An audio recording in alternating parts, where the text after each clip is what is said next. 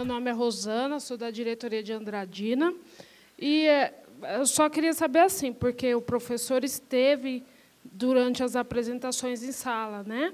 Esteve em nossa, por exemplo, na sala 9.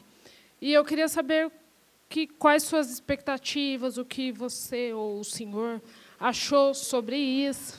Obrigado pela pergunta, porque realmente me dá a oportunidade de, assim, dizer pelo menos um pouco do muito que eu observei. Eu estive em algumas salas ontem, eram 5 salas, eu só pude passar em 4, porque eu estive na parte da manhã. E hoje eu também acompanhei a terceira, quarta e quinta exposição, mas fiquei sabendo que a primeira foi a de Taquaratinga, não é isso? Que eu vi ontem de manhã, na sala 9. Então, olha, eu vou, então, dizer uma coisa, eu vou repetir algo que foi dito aqui na terceira exposição, na conclusão da terceira exposição, aquela que falou das mulheres na sociedade grega, fez a gente ouvir aquela bela música do Chico Buarque. A colega, quem que foi mesmo?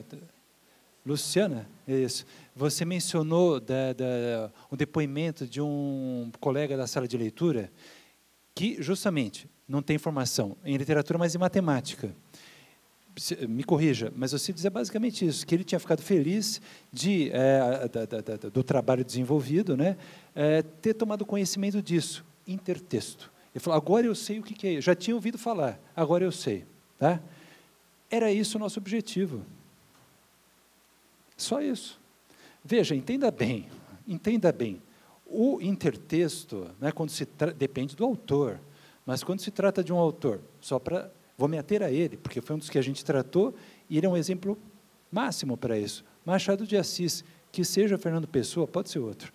Mas, assim, é o tipo do autor que cobra do leitor o intertexto. Você não tem como escapar disso.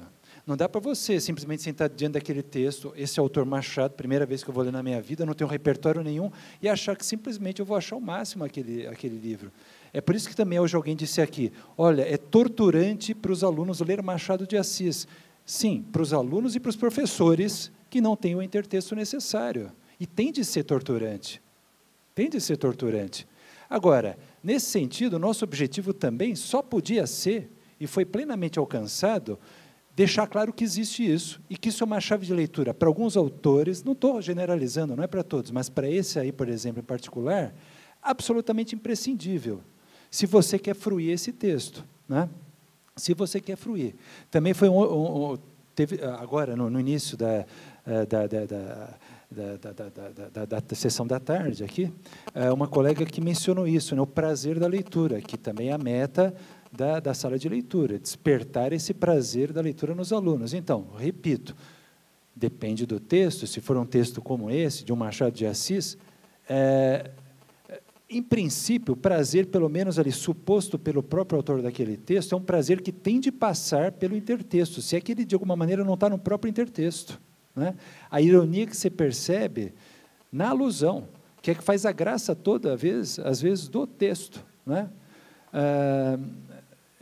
Eu acho que, nesse sentido, nós alcançamos plenamente o nosso objetivo. Ontem, também, uma colega...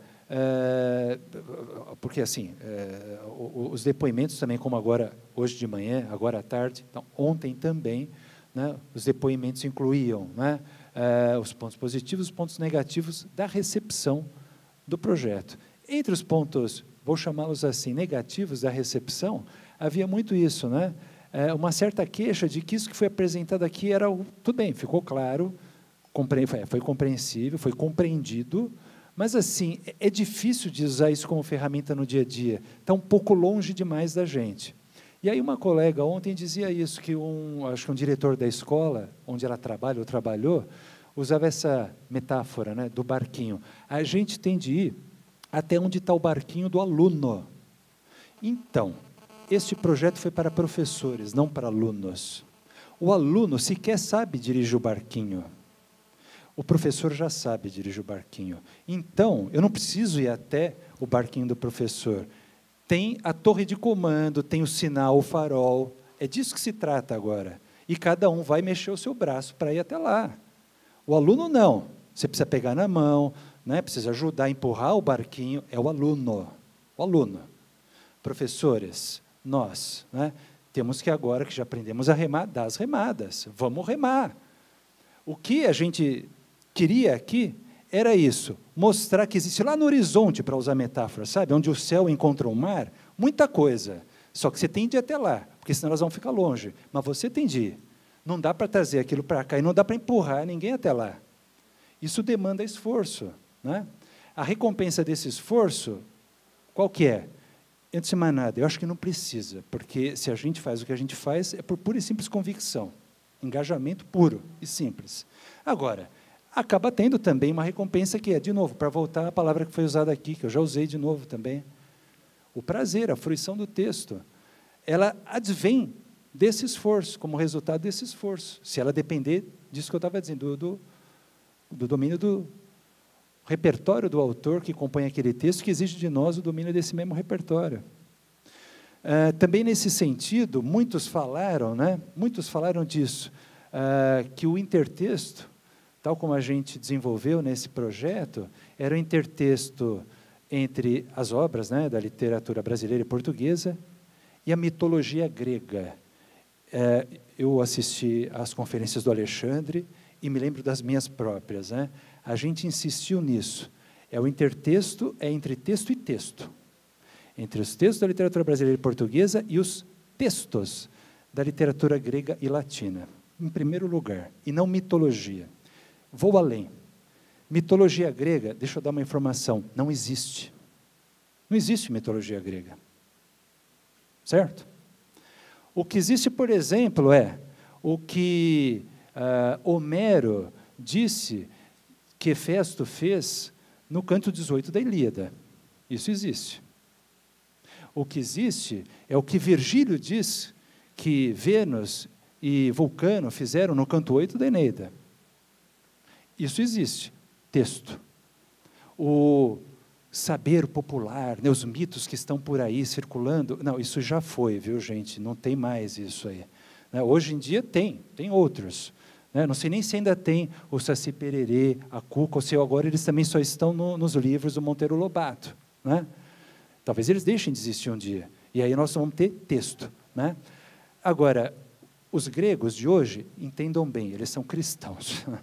Os mitos dele hoje são Abraão, né, Moisés, são outros, né, os que circulam por lá, né, e que ainda assim têm de estar apoiados num texto.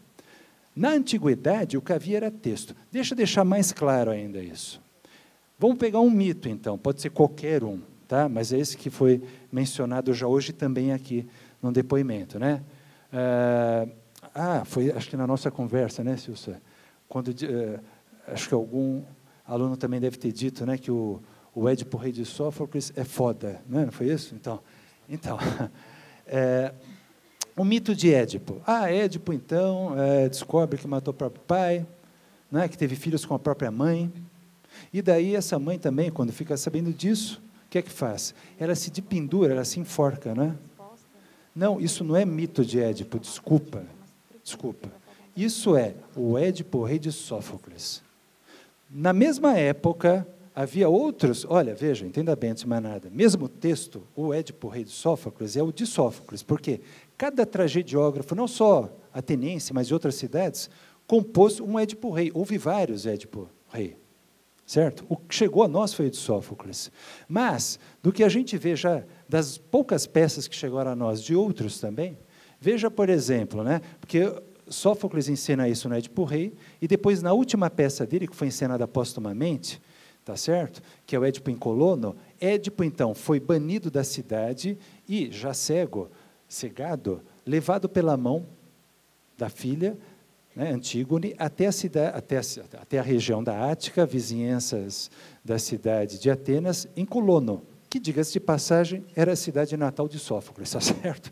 E lá, então, ele vai ser recebido no Bosque das Eríneas, onde ele vai morrer, desaparecer, na verdade, misteriosamente. Só Teseu é que testemunha esse desaparecimento misterioso de Édipo. Né? Então, isso, de novo, não é o mito de Édipo, isso é a peça, agora, Édipo em Colono de Sófocles. Porque, como eu dizia, na mesma época, nos mesmos festivais, para o mesmo público, outros tragediógrafos encenavam peças que tinham também por matéria, o ciclo tebano. Édipo, os filhos dele. Então, por exemplo, numa tragédia agora de Eurípides, o que é que eu vejo? Eu vejo o embate final, né, o combate singular, individual, dos dois chefes, né, Etéocles e Polinices, os filhos de Édipo, irmãos. É assim que termina a guerra, na verdade, com um combate entre irmãos que se vão matar um ao outro, ou seja, num fratricídio. Assim que eles se matam, a mãe vem correndo e se joga sobre aqueles corpos, né? E, dilacerada pela dor, arranca o gládio de um dos corpos e enfia nela mesma, e se mata. Ué, mas ela já não tinha se enforcado? Onde está o mito de Jocasta? O mito de Jocasta. Não tem o mito de Jocasta, tem a versão de Sófocles, tem a versão de Eurípides, tinha várias outras, tantas quantos autores, dramaturgos, né? Qual é, aliás, a menção mais antiga de Édipo, de Jocasta? De Édipo está no canto 23 da Ilíada, e daí depois de Jocasta e de Édipo no canto 11 da Odisseia, ou seja, está lá em Homero já. Em Homero, no canto 11 da Odisseia, é dito isso, que, então, Édipo fez tudo o que ele fez, e o advérbio grego é esse, apar. Apar. Imediatamente, os deuses deram tudo a revelar a ele. Imediatamente. Quer dizer que ele fez o que fez, e assim que ele consumou, né, matou o pai, e, né, deitou-se com a mãe, os deuses revelaram, você era filho daquele cara, e você é filho dessa aí, viu? Tá, e o que aconteceu? Bom, já que eu estou casado, eu vou ter mais 3 filhos com ela, né? Etéocles, Polinices, Antígone, não é isso? Porque, na versão de Sófocles e Eurípides, Édipo tem 4 filhos.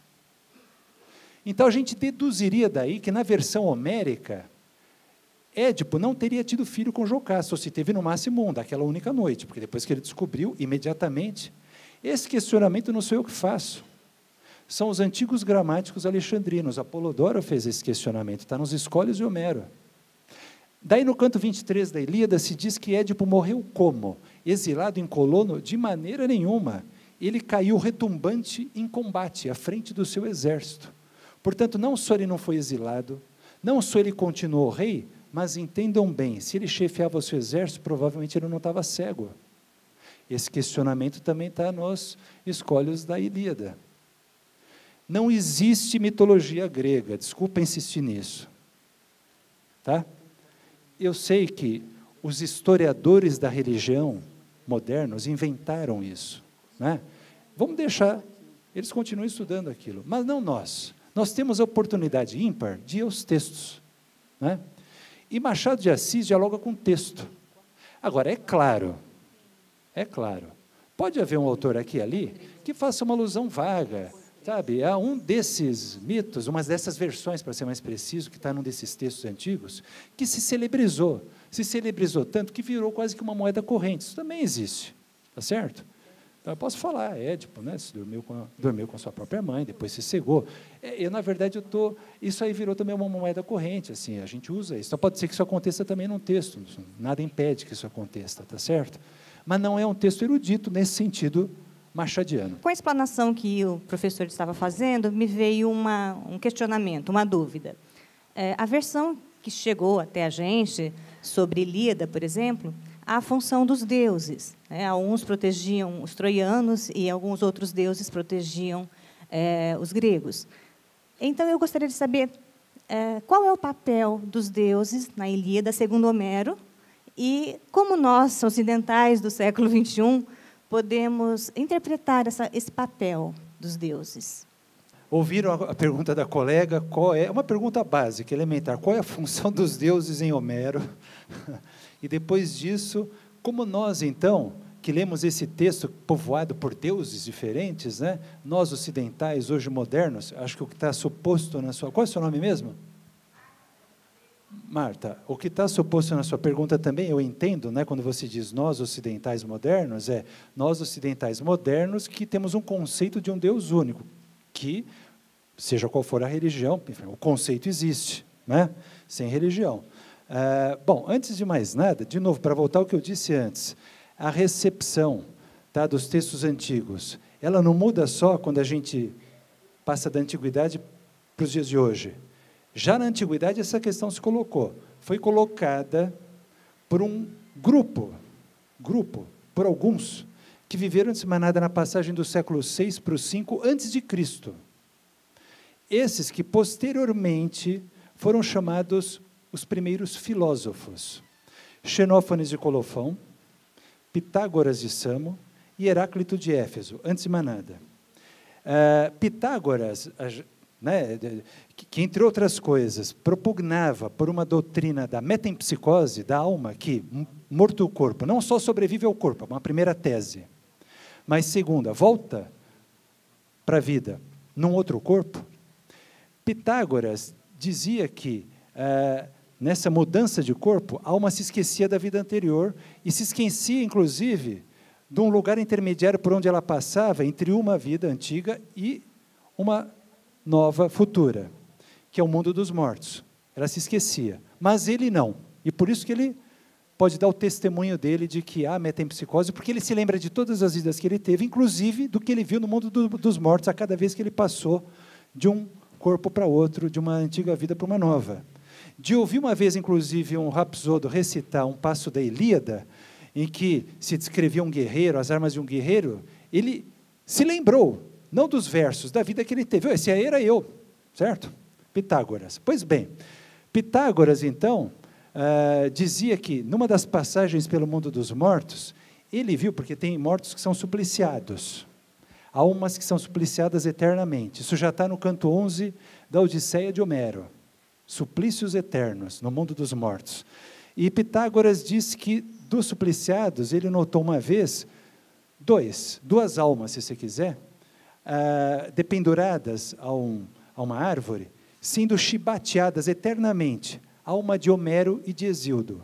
Por quê? Por causa de todas as tolices que eles disseram dos deuses. Tudo tolice, aquilo que está lá na Ilíada e na Odisseia, e tudo que está na Teogonia e nos trabalhos de Dias, segundo Pitágoras. Heráclito também põe o conhecimento de Homero e de Hesíodo abaixo de qualquer coisa. Diz que eles deviam ser proibidos. A recitação de Homero e de Hesíodo, diz Heráclito de Éfeso, devia ser proibida nos torneios de recitação de poesia. Xenófanes, então, faz toda uma crítica sistemática, até eu ouso dizer, à maneira de figurar os deuses na Ilíada e na Odisseia. Segundo essa crítica, ele diz que Homero, daí também Hesíodo, né, dizem que os deuses, por exemplo, roubam, dizem que os deuses traem. É verdade? Vamos pensar. Na Teogonia está dito que Prometeu roubou o fogo de Zeus, é um roubo. O verbo que está lá é esse mesmo, klepten. Os deuses traem? No canto 8 da Odisseia, diz que, Hefesto era casado com Afrodite, mas ele tinha os seus afazeres, o ínclito artesão, né, tinha os seus afazeres na ilha de Lemno. Ele tem um ateliê que funciona sob o comando dele lá. E muitas vezes ele tinha de ir lá cuidar desses seus negócios. Enquanto isso, a esposa ficava sozinha, sozinha não, Ares que chegava lá e ficavam juntos. Né? Ou seja, os deuses traem. Enfim, ele arrola, então, Xenófanes de Colofão, alguns atos que são atribuídos por Homero e Hesíodo aos deuses, que, diz ele, Xenófanes de Colofão, são próprios dos homens, impróprios dos deuses. De maneira que, então, ele conclui assim, sarcasticamente, se nós, homens, tivéssemos a forma de cavalos, Homero e Hesíodo diriam que os deuses têm crina e rabo e andavam sobre 4 patas. Quer dizer, eles figuraram os deuses, Homero e Hesíodo, projetando nos deuses coisas dos homens. Essa é a crítica de Xenófanes de Colofão. Essa crítica é retomada, tá? Os termos, os nomes, as palavras são retomados na segunda parte do livro 2 da República de Platão, por Sócrates. Sócrates diz a mesma coisa. Olha, o contexto lá, aliás, é o nosso, pedagógico. Paidagogé, paideia, é a educação da criança. Então, o que Sócrates vai discutir num determinado passo da República, segunda parte do livro 2, até o fim do livro 5, tá? Mas, sobretudo, a segunda parte do livro 2 e a primeira parte do livro 3, é a paideia, a educação da criança. E faz parte da educação da criança, em primeiro lugar, as histórias que a gente vai narrar a elas. Certo? Então, ele se pergunta, será que as histórias que a gente tem narrado a essas crianças são histórias boas para a formação dessas crianças? Quais são essas histórias? As que lemos em Homero e Hesíodo, as que ouvimos da recitação de Homero e Hesíodo, não é isso? Então, Sócrates diz, isso é péssimo, tudo que está lá é péssimo, os deuses não fazem nada daquilo. E se, depois diz no livro 3, uma personagem faz aquilo que Homero diz, ela não é o herói, e se ela é herói, ela não faz aquilo que ele diz. Ele é assim. Então, daí ele chega a propor, na segunda metade do livro 2, dois typoi, dois modelos, periteologias. A palavra teologia é cunhada aí nesse texto. A primeira vez que a gente lê essa palavra num texto antigo. Ou seja, dois modelos que sirvam ao discurso acerca dos deuses. Como nós devemos falar dos deuses às crianças, no contexto pedagógico? Ele diz, são dois. Primeiro, o Deus só pode ser causa do bem, nunca do mal. Ah, mas espera um pouco, tem Deus que pune, você não diz agora há pouco? Então, veja, uma coisa é fazer mal, outra é punir. Punir significa que alguém fez mal, e por causa do mal que esse alguém fez, ele é punido, porque ele é torto e deve ser endireitado, tá certo? Se não for na base da persuasão, da instrução, que precaver o mal, então vai ser para remediar o mal, aí é na base da violência. Mas não é uma violência gratuita, é para corrigir. Então isso não é causa do mal, isso é endireitar o mal que o homem fez. Os deuses só podem ser causa de bem. E segundo tipos, né, segundo modelo, segundo Homero, segundo Hesíodo, os deuses têm ora uma forma, ora outra. Eles estão ora num lugar, ora no outro, não é isso? Palas Atena, no início do canto da Odisseia, está lá no Olimpo. Logo depois ela desce para Ítaca. Hermes está no Olimpo. No início do canto 5, ele está na ilha de Ogígia. Ora num lugar, ora no outro. Os deuses assumem formas diversas, não é isso? Palas Atena, no início do canto 4 da Ilíada, para sabotar aquela trégua que tinha sido feita pelos troianos e helenos, não é? Ela assume formas humanas, não é? Então, primeiro, tem dois contra-argumentos a essa figuração dos deuses. O primeiro é lógico, porque Sócrates diz assim, se alguém tem uma forma e muda de forma, troca a sua forma por uma outra, essa outra, se ela é diferente, né, ou ela é melhor ou ela é pior. Supor que ela fosse melhor, significaria supor que a forma do Deus não é a melhor. Isso não pode, não dá, senão ele não é Deus. Por outro lado, se ele tem a melhor forma, ele só poderia mudar para a pior. Mas querer deixar o melhor pelo pior é coisa de gente tola. Isso não é próprio de um Deus. Logo, não tem por que um Deus mudar de forma. Esse é o argumento lógico, mas tem um outro argumento ético. Se ainda assim a gente admitisse que o Deus muda de forma, para que alguém quer se passar por um outro? Para enganar. Enganar não é coisa própria dos deuses também. Mas é o que Palas Atena faz lá, né? Quer dizer, acordada com a deusa Hera, que tem interesse na continuação da batalha, né, dos helenos e troianos. Então, eu respondo a sua pergunta, Marta, com esse exemplo, né, que tem que ver com a recepção, não moderna nossa hoje, mas já lá, antiga ateniense. Né? Não ateniense, desculpa, platônica. Platão não são os atenienses, tá certo? Platão é Platão. Né? O que eu quero dizer é que, segundo Platão, a leitura da Ilíada e da Odisseia, a leitura dos trabalhos de Dias e da Teogonia, na educação das crianças, devia de ser proibida. Isso nos lembra, de novo, Monteiro Lobato, né, nas escolas, ou banido das escolas, entendeu? Então, é o seguinte, eu falei Platão, eu errei, é a personagem Sócrates. Platão, a gente não sabe nada dele, a gente não sabe nada desse sujeito, é impressionante. Mas a personagem Sócrates, nesse diálogo, né, desenvolve essa argumentação. Veja, o contexto é específico, é da paideia da educação e de um grupo particular de crianças que deverão se tornar os guardiões da cidade. Bom, então, nesse contexto argumentativo, ele chega a essas conclusões. De qualquer maneira, tá? Então, eu só vou concluir a minha fala, também voltando à discussão anterior, né? Não vamos ser tão caretas assim, tá? Quanto Platão e Sócrates. Enfim, respondo a sua pergunta. Não sei se o Alexandre e a Silcia também teriam alguma coisa para falar, né?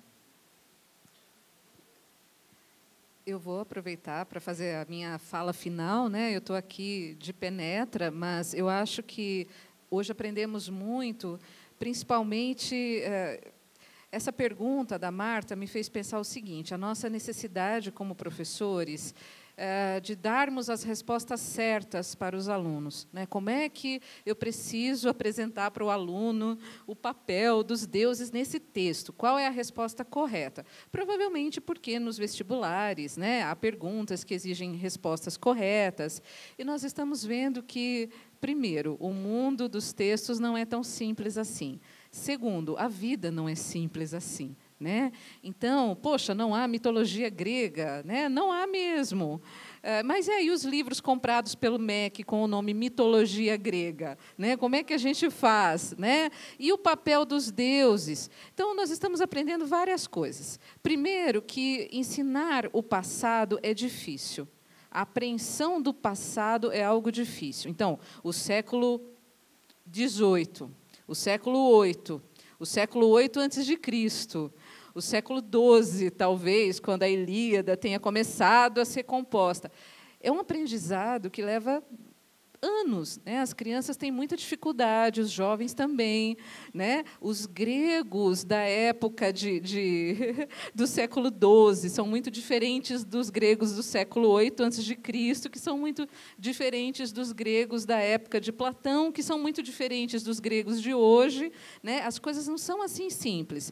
Mas, na escola, nós precisamos simplificar, né, para apresentar às crianças e aos jovens esses textos. Então, eu acho que a Ilíada e a Odisseia são textos sensacionais, porque nós temos várias adaptações nas escolas. Não vou aqui avaliar a qualidade dessas adaptações, mas elas são sempre um primeiro contato, né, que um dia pode levar esses jovens a lerem, quem sabe, o texto que chegou... Aliás, não chegou até nós a Ilíada, do século VIII a.C.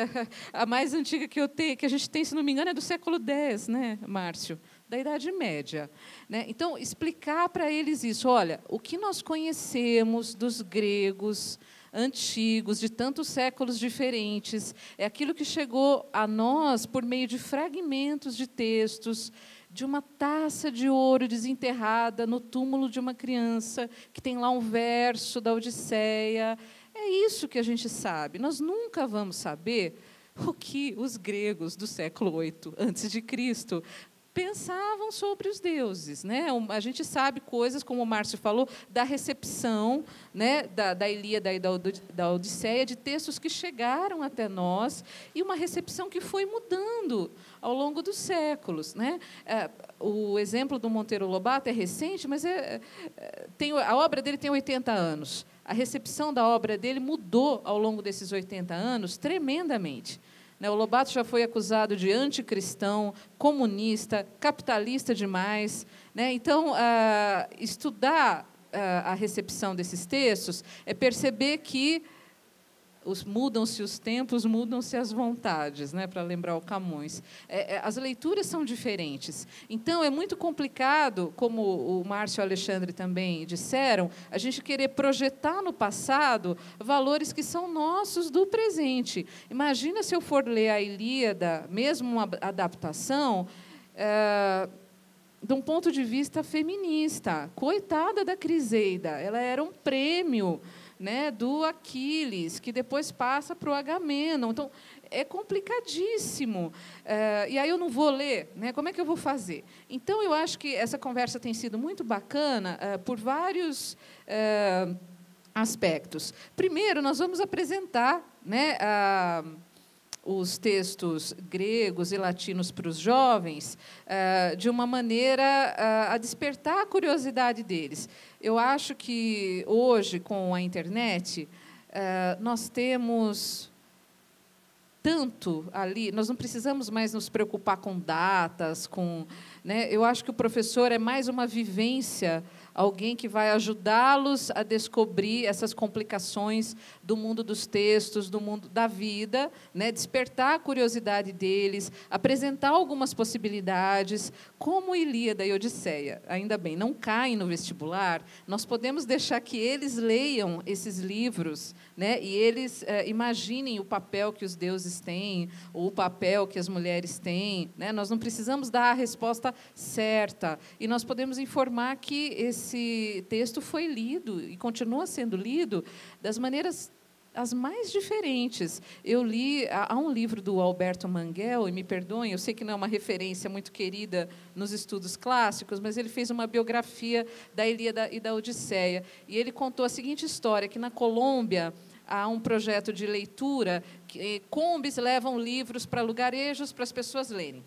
E aí, segundo o Alberto Manguel, as pessoas leram vários livros durante um tempo, como aqui, né, esses projetos de leitura. E aí, quando a Kombi precisava ir embora, o único livro que eles fizeram questão de que ficasse na aldeia foi a Ilíada, o que muito espantou os educadores desse projeto. Mas por que a Ilíada, né? E aí os camponeses colombianos teriam dito, segundo esse relato do Manguel, que eles se sentiam muito familiarizados com aquela história de líderes malucos que brigam por coisas que eles não entendem, e eles são obrigados a se filiar a exércitos, eles não querem, mas eles têm que se filiar, e eles não sabem qual será a sorte deles, e eles rezam para deuses que talvez os atendam, talvez não. Eu não sei que versão da Ilíada eles leram, talvez uma adaptação. Mas é bacana para perceber como a gente dá sentido aos textos, né? E, no caso desses clássicos, a gente tenta se aproximar por aquilo que nos é familiar, né? Estamos todos... acho que todos nos emocionamos com algumas cenas, por exemplo... Príamo beijando as mãos de Aquiles, que matou o filho dele, pedindo para ter o cadáver, o corpo de volta, né? Isso, e algumas coisas não são nada familiares, então a gente tenta se aproximar por outras vias, por outros textos, como é que era recebido, como é que não era. É uma tarefa para a vida toda, gente. A escola não vai resolver isso em um ano. Então, muita calma, né? Estamos todos aprendendo. Vamos exigir do MEC e do governo de São Paulo a compra de livros melhores. A gente já discutiu isso o ano passado com a mitologia africana, porque a gente leu um livro de mitos africanos sem referência nenhuma. De onde são esses mitos? De que texto? Cadê? Né? A gente não tinha noção. A África é um continente, né? De onde, que país? Então, vamos exigir livros de histórias gregas com referências, e eu já vou acabando. Mas é que é muito empolgante esse assunto, né? É muito empolgante mesmo. E, aos poucos, ter noção de que o conhecimento pode ser realizado numa espiral. Então, primeiro a gente apresenta o Édipo Rei, depois a gente trata da palavra tirano, como é que mudou a acepção, o que era o tirano naquela Atenas, o que é o tirano hoje. Enfim, isso faz parte. A gente pode sempre voltar a esses textos. Essas coisas eu queria dizer, eu aprendi muito hoje. Obrigada. Já vou passar para o Alexandre.